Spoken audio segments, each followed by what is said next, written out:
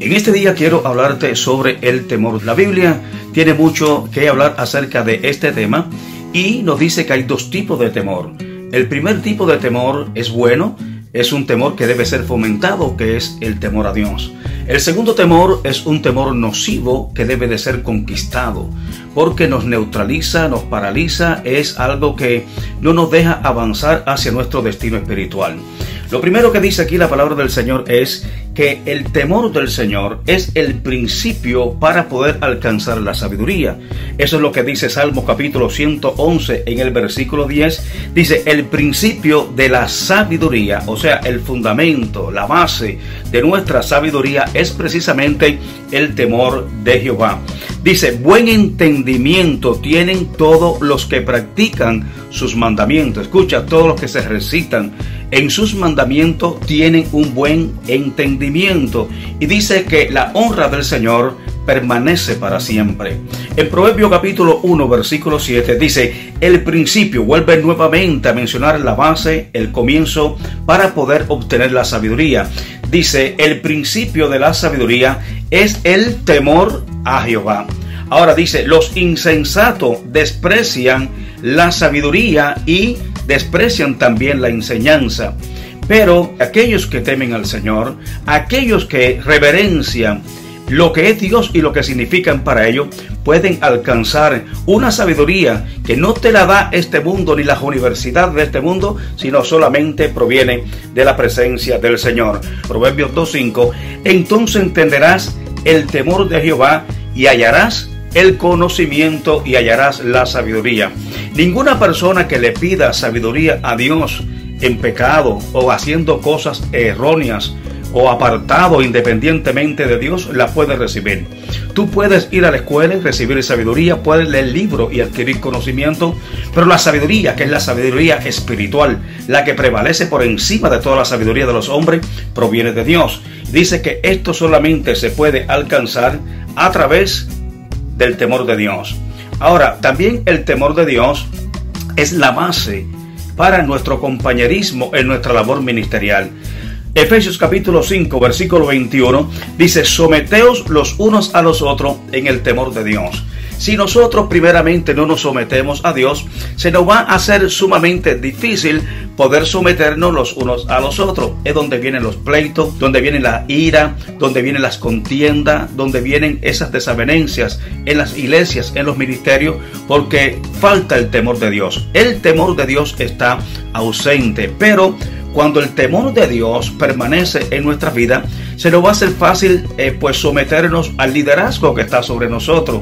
Así que lo que tenemos que hacer primeramente para poder funcionar bien dentro del marco espiritual y para poder vivir una vida agradable delante del Señor, lleno de conocimiento y de sabiduría, tomando decisiones correctas en nuestra vida, es primeramente practicando y viviendo en el temor de Dios. Ahora, el temor de Dios también nos da confianza, porque sabemos que si Dios está con nosotros, no hay nada ni nadie que se pueda oponer o levantar contra nosotros. Dice Job capítulo 4 versículo 6, ¿no es el temor de Dios tu confianza? ¿No es tu esperanza la integridad de tus caminos? Es decir, que cuando nosotros tenemos temor de Dios, vamos a tener confianza de que Dios jamás en la vida nos va a defraudar. El temor de Dios nos hace reverenciarlo aún en los momentos más duros de nuestra vida. Una de las cosas que suceden es que quizás cuando las personas están pasando por dificultades y por pruebas, casi siempre como que comienzan a culpar a Dios, comienzan a señalar y levantar el dedo acusador, que por qué Dios permite que estas cosas nos acontezcan. Anticipadamente quiero decirte que todo lo que sucede en nuestra vida obra a tu favor. Todo está obrando para bien. Aún Jesús, en los momentos más difíciles de su vida, Él no levantó el dedo acusador para Dios. Él no le reclamó a Dios la triste condición por la que estaba atravesando. Más bien lo reverenció. En ese momento, cuando tenía que confrontar la cruz, reverenció al Padre y con temor de Dios fue a la cruz. Y dice que su boca se cerró. Dice que como oveja fue llevado al matadero y no abrió su boca delante de sus tranquiladores. En Hebreos capítulo 5, en el versículo 7 dice: y Cristo, en los días de su carne, ofreciendo ruegos y súplica, con gran clamor y lágrimas, al que lo podía librar de la muerte, fue oído a causa de su temor reverente. Es decir, que en los momentos más duros de su vida, dice que con lágrimas, con gran clamor, con llanto, le clamaba a aquel que lo podía librar de la muerte, pero aún se mantuvo en temor, y ese temor seguía reverenciando al Padre, porque él sabía que Dios lo tenía en los planes y propósitos por lo cual había venido a este mundo. Por lo tanto, quiero decirte en este día que aunque esté pasando por pruebas y dificultades, sigues con el temor de Dios y sigue reverenciando al Padre, porque todo lo que sucede y todo lo que está aconteciendo a nuestro alrededor está obrando para bien. Ahora, hay otro tipo de temor. Ese tipo de temor es influenciado por Satanás. Dice la Biblia en 2 de Timoteo capítulo 1, versículo 7, porque no nos ha dado Dios espíritu de cobardía, sino de poder, de amor y de dominio propio. Fíjate que aquí está diciendo el apóstol Pablo que el temor es un espíritu que nos neutraliza, que nos cancela, que nos anula, nos paraliza y no nos deja avanzar. Por eso él le dice a Timoteo: Dios no te ha dado espíritu de temor. El espíritu que Dios le había dado a Timoteo era el Espíritu Santo, que es un espíritu de poder, un espíritu de amor, un espíritu de dominio propio. Por lo tanto dice: Dios no te ha dado espíritu de temor. Fíjate que el temor es un espíritu que te anula, te cancela y no te deja avanzar hacia tu destino profético. En el Salmo 112, 7 dice: no tendrás, cuando nosotros confiamos en Dios, no tendrás temor de malas noticias. ¿Por qué? Porque tu corazón está firme, confiado en Jehová.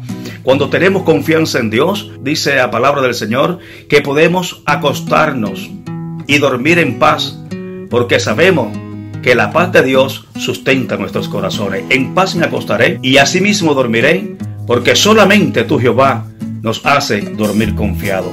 ¿Qué debo de hacer cuando tengo temor? Aquí dice el salmista: busqué a Jehová y él me oyó y me libró de todos mis temores. ¿De cuántos temores me libró? Diga conmigo: de todo. ¿Cuándo Jehová me libró de todos mis temores? Cuando yo lo busqué. Tenemos que buscar al Señor, buscar a Jehová mientras pueda ser hallado, llamarle en tanto que está cercano. Deja el impío su camino y el hombre inicuo sus pensamientos, y vuélvase al Señor. En 1 de Juan capítulo 4, versículo 18 dice: en el amor no hay temor, sino que el perfecto amor echa fuera el temor. ¿Sabe por qué? Porque el temor lleva en sí castigo, de donde el que teme no ha sido perfeccionado en el amor. Una de las cosas por lo cual se manifiesta el temor es por la falta de experimentar el amor de Dios en nuestras vidas. ¿Sabe lo que dijo Job en una oportunidad?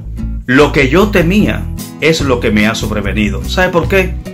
Porque en el temor hay en sí castigo, de donde el que teme no ha sido perfeccionado en el amor. ¿Cuál es la propuesta en esta hora? Llénate del amor de Dios, y el amor, ese significativo que Dios derrama por el Espíritu Santo en tu corazón, automáticamente anula, cancela y echa fuera todo el temor que te ha estado invadiendo. Levántate en esta hora, confía que Dios está contigo, Él no te deja, Él no te desampara. Ten esa plena confianza en tu diario vivir, y cuando tenga que enfrentar la adversidad, di: no estoy solo, Dios está conmigo. Un abrazo, Dios le bendiga, estaremos nuevamente por acá.